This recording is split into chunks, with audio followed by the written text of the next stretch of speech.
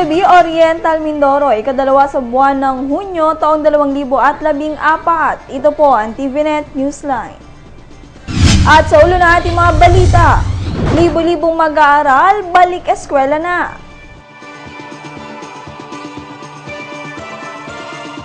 Sunset Fun Run ng Red Cross sa Lalawigan, matagumpay na idinaos.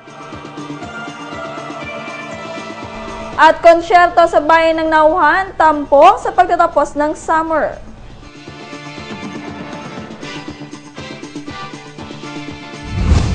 At sa detalye na ating mga balita, ilang programa at proyekto ang inihanda ng pamahalang bayan ng Nauhan para sa mga Nauhenyo nitong summer vacation. Partikular na noong nagdaang Holy Week kung saan binuksan ang kauna-unahang night market at beach volleyball tournament na tinangkilik ng mga residente nito. At bilang pagpupuno sa kasiyahan ng mga Nauhenyo, isang summer end concert ang idinaos nito ay 28 ng Mayo na dinaluhan ng mga opisyales at kawani ng nasabing bayan sa pangunguna ni Mayor Mark Marcos. Maliban sa nasabing aktibidad, pinukaw rin ang atensyon ng mga bata sa inihandang magic show. May nag-fire dance rin at nagkaroon ng amateur singing contest. Samantala, karinsabay nito ay ang championship game ng beach volleyball sa nasabing bayan kung saan nagwagi dito ang Team Petron ng Barangay Malgar A na nagkamit ang premyong nagkakahalaga ng 15,000 piso. Bahagi ang nasabing mga gawain ng patuloy na pagpapataas at pagpapalawig ng proyektong may kinalaman sa industriya ng turismo sa ilalim ng programang Go Hearts ni Mayor Marcos.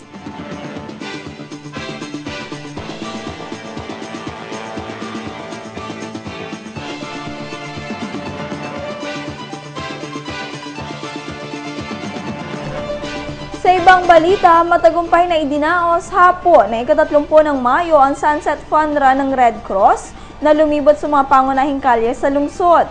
Sabay-sabay na tumakbo ang may 2,100 kalahok kung saan ayon sa ahensya, 77 taong gulang ang pinakamatandang nagrehistro habang 1 taon at 5 buwan naman ang pinakabata. Matapos ang fun run, isang maikling programa ang idinaos kung saan ilang giveaways ang pinamahagi ng Red Cross, habang binigyan naman ng premyo ang mga nanguna sa pagtakbo. Samantala sa naging mensahe ng ilang opisyales ng ahensya gaya ni na Red Cross Oriental Mindoro Chapter Administrator Guada Fede Leon at Chairman of the Board Attorney Luningning Centron, nagpasalamat ng mga ito sa mga nakibahagi sa programa na malakian nila ang magiging ambag sa iba't ibang programa at aktibidad ng PNRC.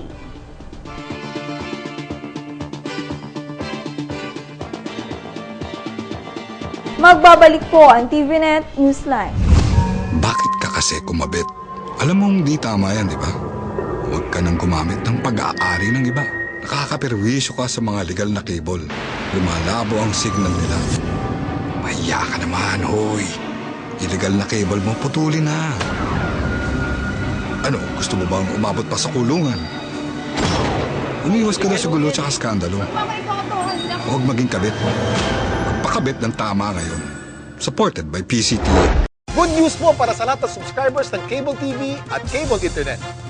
Naisabatas na po ang Anti-Cable Television and Cable Internet Tapping Act of 2013. At ayon dito, bawal makikabit ng Cable TV at Cable Internet. Ang parusa sa sino mang lumabag sa batas na ito ay pagkakakulong at pagbabayad ng malaking multa. Bayad ka na nga, kulong ka pa. Kim Atienza po, nagsasabing pagdating sa batas, hindi weather-weather lang. Huwag maging kabit. Supported by the PCT. Nitong Sabado at 31 ng Mayo, tiniyak ng mga kinatawan mula sa DepEd Calapan City Division at Oriental Mindoro Division ang kahandaan ng mga eskwelahan sa lalawigan sa muling pagbubukas ng klase.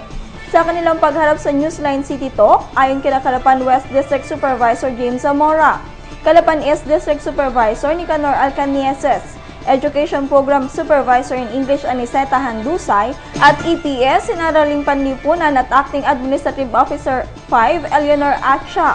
Pawang mula sa Calapan City Division, gayon din si Dr. Joey Gutierrez na Research and Planning Coordinator naman ng DepEd Oriental Mindoro Division.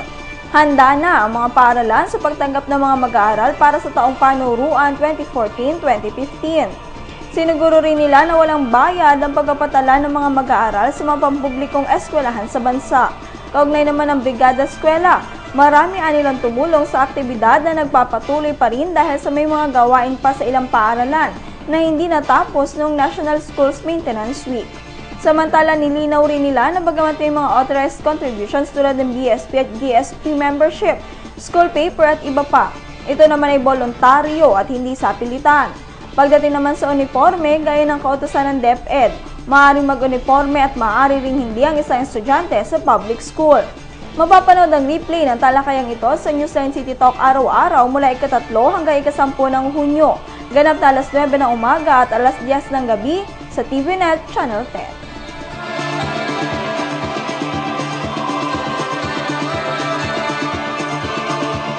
Ang tabayanan ng iba pa mga balita makalipas po lamang ang ilang paalala.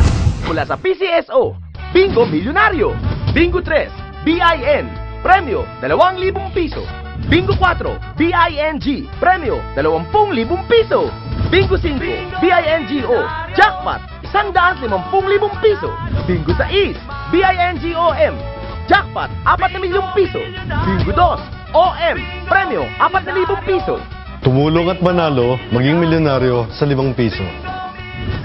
Available na sa Bingo Mindoro. Maging retailer na. Visit our website at www.bingomindoro.ph. Bingo Milyonaryo, Bingo Milyonaryo, tumulong. Maring Rema, saan ka ba nagsasanla? Sa Palawan Pawn Shop. Mataas ang tanggap, mababang interes. 1 to 11 days, 1% lang. 12 to 22 days, 2% ang interes. At 23 to 33 days, 3% lang ang interes. May automatic text pa sila sa mga customer para may renew at hindi marimata ang mga sangla nila. Oras na, para ilipat ang mga sangla ko sa Palawan Pawn Shop. Ikaw ang number 1 sa Palawan Pawn Shop.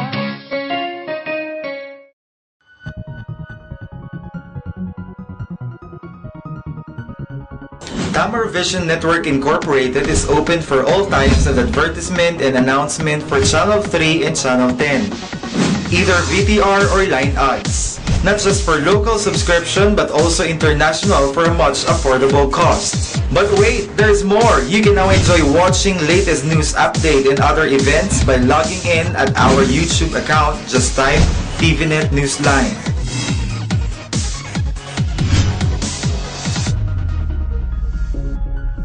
For inquiries and information, visit us at TVNet Main Office, GLC Building, Juan Luna Street, San Vicente North, Calapan City, Oriental, Mindoro, or you may call 043-288-4240.